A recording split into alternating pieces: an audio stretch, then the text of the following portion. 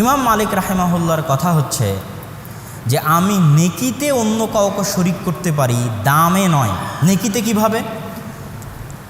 ইয়াজুজুল ইশতিরাক ফিস সাওয়াব ওয়ালা ইয়াজুজুল ইশতিরাক ফিল উযহিয়াহ ওয়ালা ফিল লাহম ওয়ালা ফি লুহুমে বাহিমাতিল আনআম।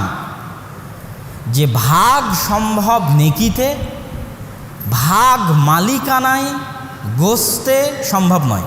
ইমাম মালিক রাহিমাহুল্লাহর ফতোয়া। নেকিতে সম্ভব মানে আমি পরিবারের মালিক, আমি আমার নিজের ব্যক্তিগত টাকা দিয়ে একটা খাসি, একটা গরু কিনে নিয়ে এসেছি।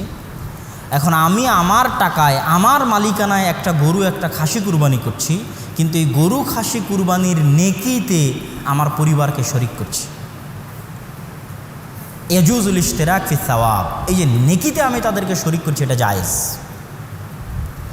কিন্তু একটা গরু, একটা খাসি, একটা উট, 7 জন মালিক, 7 জনের টাকা ওর মধ্যে থাকবে, 7 জন সেই গোস্ত ভাগ করে নিয়ে যাবে।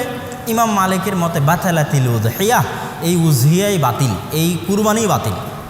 এটা হচ্ছে ইমাম মালিক রাহিমাহুল্লাহর শক্ত ফতোয়া।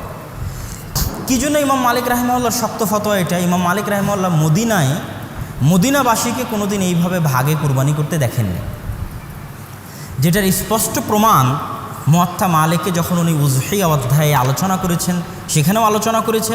এবং আরও কিছু স্পষ্ট প্রমাণ পাওয়া যায় আবদুল্লাহ বিন ওমর রাদিয়াল্লাহু তাআলা আনহুর পক্ষ থেকে।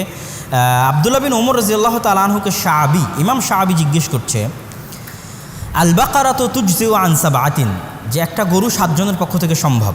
তখন ইবনে ওমর শাআবীকে বলছে, ইয়া শাআবী আওয়ালাহা সাবআতু আনফুস, একটা গরুর কি 7টা আত্মা থাকে?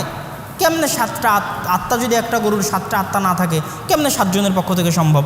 তখন শাআবী বলছে যে অমুক অমুক অমুক অমুক হাদিস, এটা হাদিস। তখন ইবনে ওমর রাদিয়াল্লাহু তাআলা বলছেন, এটা আমার জানা ছিল না, যে এইভাবে মানুষ 7 ভাগে কুরবানি করবে, এটা আমার জানা ছিল না। ইবনে ওমর রাদিয়াল্লাহু তাআলা জানতেন না যে 7 ভাগে কুরবানি মানুষ এইভাবে করবে। ইবনুল মুসাইয়িব, মদিনার বিখ্যাত তাবেঈ, তিনি কি বলছেন?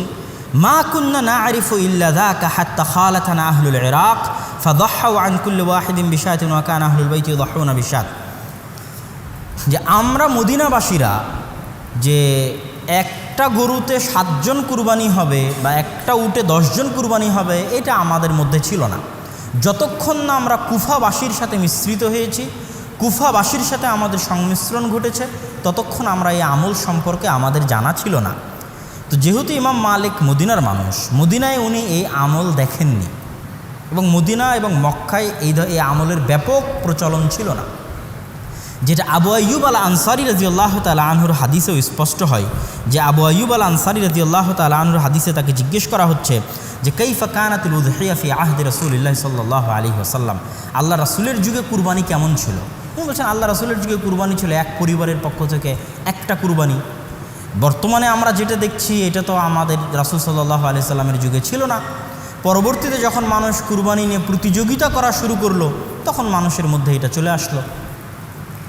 তো ইমাম মালিক রাহিমাহুল্লাহর মাযহাবের খোলাসা হচ্ছে, নেকিতে শরিক সম্ভব, মালিক এবং গোস্তে শরিক সম্ভব নয়, উযহিয়া বাতিল হয়ে যাবে।